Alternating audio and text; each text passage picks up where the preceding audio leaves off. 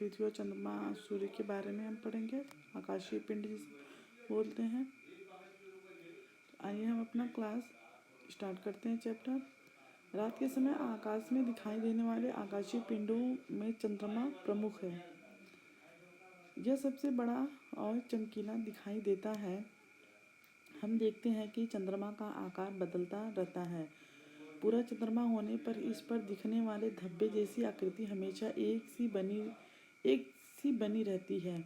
ऐसा क्यों होता है? आपने कभी जानने की कोशिश की है ऐसा क्यों होता है? तो आइए हम जानें। चंद्रमा हमारी पृथ्वी का एकमात्र प्राकृतिक उपग्रह है जिसका प्रकार पृथ्वी अपनी दूरी पर घूमते हुए सूर्य की परिक्रमा करती है। उसी प्रकार चंद्रमा भी अपनी दूरी पर घूमते हुए पृथ्वी की परिक्रमा करता है। इसके साथ साथ चंद्रमा सूर्य की भी परिक्रमा करता है। रात के आकाश में सबसे तेज चमकने वाले चंद्रमा का अपना कोई प्रकाश नहीं होता है। यह सूर्य के प्रकाश से प्रकाशित होता है। यह सूर्य के प्रकाश को परावर्तित करता है जो हमारी पृथ्वी पर लगभग 1.25 सेकंड में पहुंचता है। इस प्रकाश को चांदनी या मून लाइट कहते हैं। अंतरिक्ष में लिए गए चंद्रमा का चित्रण देखिए। अंतरिक्ष से लिए गए चंद्रमा का ये चित्र है। चंद्रमा पृथ्वी से लगभग 3,84,000 किमी की दूरी पर है। इसका व्यास पृथ्वी के व्यास का 1/4 है। पृथ्वी के अधिक निकट होने के कारण रात के आकाश में यह सबसे बड़ा और चमकीला दिखाई देता है। चंद्रमा पर गुरुत्वाकर्षण बल पृथ्वी की तुलना में 6वां भाग है। आइए समझें। आप पृथ्वी पर जहाँ खड़े हैं वहाँ से एक छलांग लगाइए। जितनी ऊंचाई छलांग लगाएंगे एक बार में लगाई है उसकी 6 गुना ऊंचाई छलांग आप चंद्रमा पर एक बार में लगा सकते हैं। चंद्रमा की गति कितनी है? चंद्रमा अपने अक्ष पर घूमते हुए 27 दिन 7 घंटे और 43 मिनट में पृथ्वी का एक चक्कर पूरा करता है। 27 दिन मतलब 7 घंटे 43 मिनट्स का चक्कर पूरा करता है। परंतु इस अवधि में पृथ्वी की सूर्य की परिक्रमा करते हुए अपनी कक्षा में आगे बढ़ जाती है। इसलिए पृथ्वी पर किसी स्थान के ऊपर से पूरी पृथ्वी की परिक्रमा करके फिर उसी स्थान के ऊपर आने में चंद्रमा को 29 डे 22 आवर और 44 मिनट लगते हैं। यानी कि 29 दिन 12 घंटे और 44 मिनट लगते हैं। इतने ही समय में चंद्रमा अपने अक्ष पर एक चक्र पूरा करता है या परिभ्रमण पूरा करता है। इसी कारण हमें सदैव चंद्रमा का एक ही भाग दिखाई देता है। एक बड़ी बोतल लीजिए जिस पर एक लेबल लगा हो। इस लेबल लगी बोतल को चंद्रमा मान लीजिए। अब एक गेंद को पृथ्वी मानकर बोतल को गेंद के चारों ओर तरफ इस तरह घुमाइए कि इसका लेबल हमेशा गेंद की तरफ रहे। अब आप देखेंगे कि बोतल का लेबल गेंद की तरफ रखने के लिए आपको बोतल को बराबर घुमाना पड़ेगा। बोतल का इस प्रकार एक बार घूमना चंद्रमा द्वारा पृथ्वी की परिक्रमा के समय एक बार अपने अक्ष पर घूमने के समान ही है। चंद्रमा की कला आप लोग यहाँ देख सकते हैं। यहाँ चित्र में दिया गया है। चंद्रमा की कलाएं। आपको प्रतिदिन चंद्रमा के अलग अलग आकार और रूप दिखाई देते हैं। यह एक हंसिया जैसी आकृति के शुरू होकर हर रात बड़ा होते होते थाली सा गोल हो जाता है। इसके बाद यह घटना शुरू करता है और घटते घटते बिल्कुल छिप जाता है। इसके बाद यह फिर बढ़ना शुरू करता है और यह क्रम चलता रहता है। जिस रात चंद्रमा थाली सा गोल दिखाई देता है उस रात को पूर्णिमा फुल मून कहते हैं, जिसे हम हिंदी में पूर्णिमा कहते हैं। जिस रात चंद्रमा बिल्कुल नहीं दिखाई देता उस रात को अमावस्या कहते हैं, न्यू मून, अमावस्या। उस दिन से नया चंद्रमा निकलता है। एक महीने में एक बार पूर्णिमा और एक बार अमावस्या होती है। चंद्रमा के आकार में प्रतिदिन आने वाले इस बदलाव को हम चंद्रमा की कलाएं कहते हैं। अमावस्या के पूर्णिमा तक के पखवाड़े को शुक्ल पक्ष कहते हैं। बढ़ते चंद्रमा को जब अमावस्या से पूर्णिमा तक चंद्रमा बढ़ता है तो उसे हम शुक्ल पक्ष कहते हैं। पूर्णिमा से अमावस्या तक घटते क्रम को हम घटते चंद्रमा के पखवाड़े को हम कृष्ण पक्ष कहते हैं। पृथ्वी के घूमने के कारण एक पूर्णिमा से दूसरी पूर्णिमा तक अपनी कलाओं को पूरा करने में चंद्रमा को 29 दिन 12 घंटे और 44 मिनट लगते हैं। इस अवधि को चंद्रमास कहते हैं। यहाँ पे देखिए क्रम दिया गया है, आप भी कीजिए।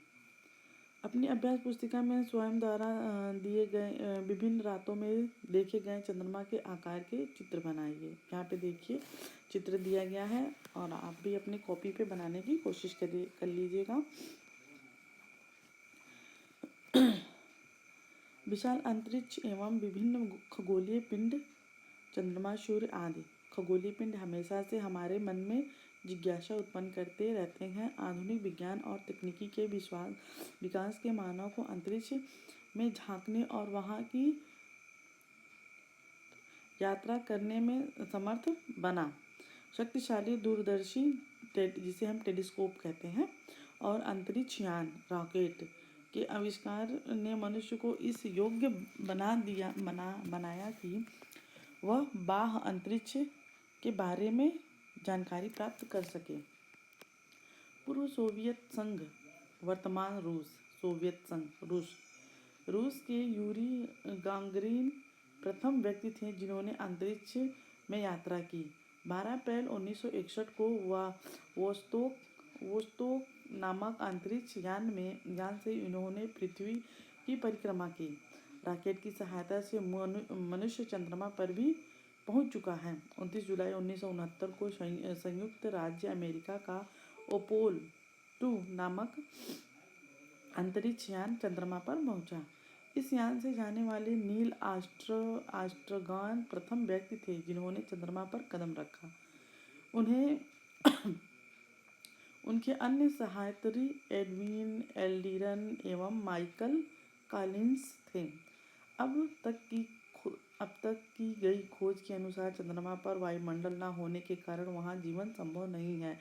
भारतीय वायुसेना के पूर्व पायलट राकेश शर्मा अंतरिक्ष में यात्रा करने वाले प्रथम भारतीय थे। इन्होंने 2 अप्रैल 1984 को सोवियत संघ के अंतरिक्ष यान सोयूज T-11 के 11 से अंतरिक्ष की यात्रा की।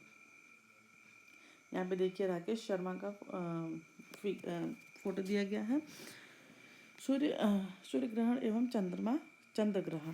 अब देखिए यहाँ हम पढ़ेंगे सूर्य ग्रहण और चंद्र ग्रहण के बारे में। जैसे आप लोगों ने सुना होगा सूर्य ग्रहण कब लगता है और चंद्र ग्रहण कब लगता है, आप लोगों ने हमेशा सुना होगा।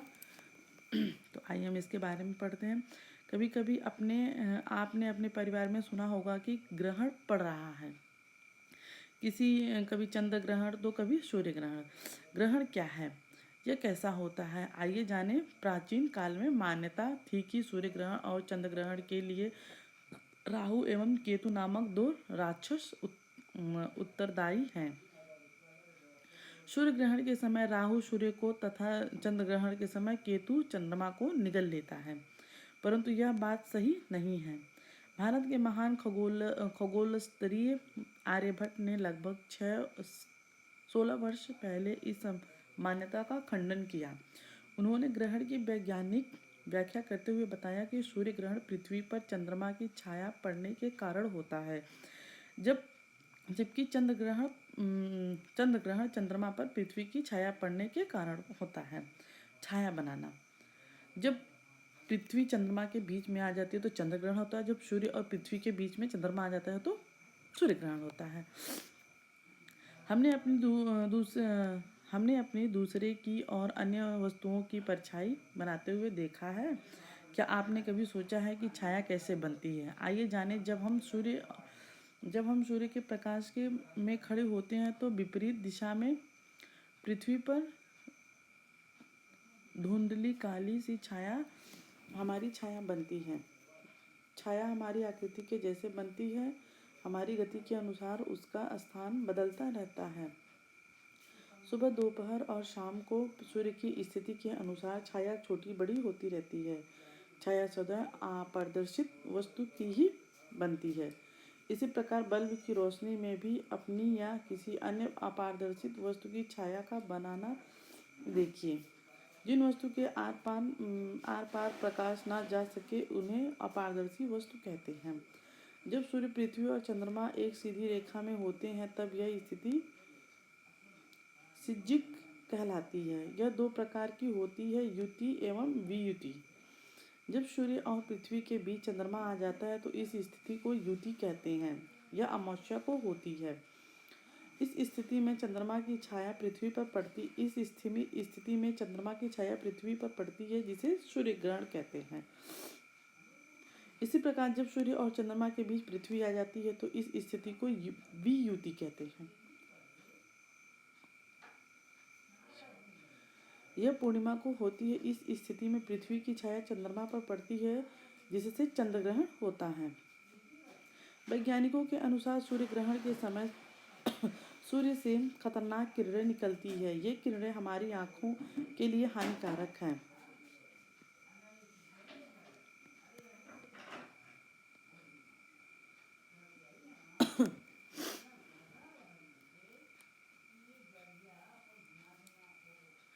और हमें अंधा भी बना सकती है। इसीलिए सूर्य ग्रहण को नग्न आँखों से नहीं देखना चाहिए बल्कि इसे वैज्ञानिकों द्वारा निर्धारित विशेष चश्मे से ही देखना चाहिए। मानव द्वारा भी उपग्रह बनाए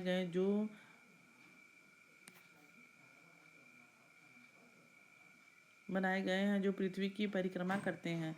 इन्हें मानव निर्मित उपग्रह कहा जाता है। जैसे भारत ने आर्यभट्ट, एजुसेट और ओशनसेट नामक उपग्रह बनाए हैं।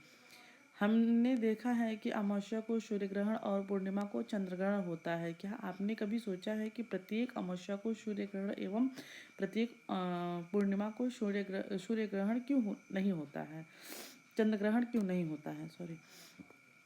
शिक्षक टार्च, ग्लोबल एवं गेंद की सहायता से कक्षा में सूर्य ग्रहण एवं चंद्र ग्रहण की समझ स्पष्ट बनाए। साथ ही बच्चों को पृथ्वी के कृत्रिम उपग्रहों एवं अन्य अंतरिक्ष अभियानों की जानकारी दें। यहाँ पे देखिए, टार्च की सहायता से हम देख सकते हैं अगर आप देखना चाहें तो। आइए जाने पृथ्वी अपने अक्ष पर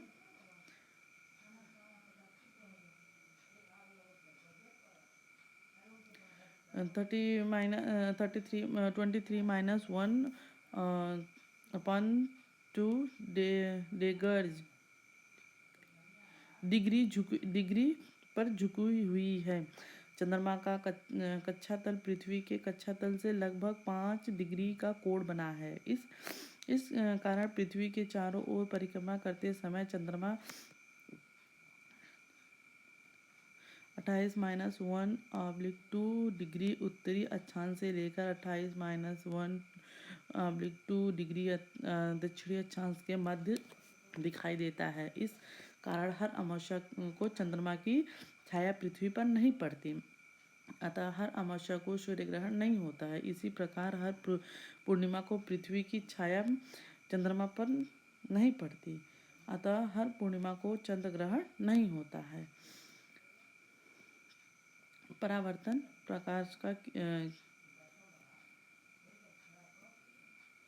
तो ये हमारा था लेसन 2, जिसे हमें पृथ्वी और चंद्रमा के बारे में पढ़ा। सूर्य ग्रहण कब होता है, चंद्र ग्रहण कब होता है, अमावस्या को सूर्य ग्रहण होता है और पूर्णिमा को चंद्र ग्रहण होता है, इसके बारे में हम लोगों ने पढ़ा है। अब यहाँ पे देखिए क्वेश्चन आंसर दिए गए हैं।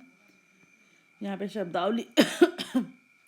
शब्दावली दिया गया है। परावर्तन, इधर उधर बिखरना, प्रकाश की तरह से टकराना। आविष्कार मीन्स होता है खोज। पखवाड़ा मीन्स 15 दिनों की अवधि, जिसे पक्ष भी कहते हैं। अभी हम लोगों ने पढ़ा है ना पखवाड़ा, जो 15 दिन का ये पक्ष होता है, 15 दिन का, जैसे शुक्ल पक्ष और कृष्ण पक्ष, उसको हम पखवाड़ा बोलते हैं। आकर्षण, जिसे खिंचाव कहते हैं। मानव निर्मित उपग्रह, जो मानव द्वारा बनाए गए पृथ्वी का परिक्रमा करने वाले वे उपग्रह हैं। हम यहाँ पे देखिए दिया गया निम्नलिखित प्रश्नों के संक्षेप में उत्तर दीजिए। चंद्रमा हमें तारों से बड़ा क्यों दिखाई देता है? तो इसका आंसर अगर आप लोग कर सकते हैं तो ठीक है, नहीं तो फिर मैं आप लोगों को दूसरी वीडियो में बता दूंगी, आप लोग देख लेंगे। और यहाँ देखिए नीचे दिया गया है, भारत द्वारा कृत्रिम उपग्रहों के अंतरिक्ष में छोड़ने से संबंधित जानकारी एकत्र कीजिए। सूर्य, पृथ्वी तथा चंद्रमा का मॉडल बनाइए तथा पृथ्वी एवं चंद्रमा की कक्षाएं भी प्रदर्शित कीजिए। सूर्य ग्रहण और चंद्र ग्रहण का चार्ट बनाइए। तो हमारा क्लास यहीं बंद होता है। हम मिलेंगे अगली वीडियो में। अगर आपको वीडियो पसंद आए तो चैनल को सब्सक्राइब करिए, लाइक करिए, ताकि हम आप लोगों को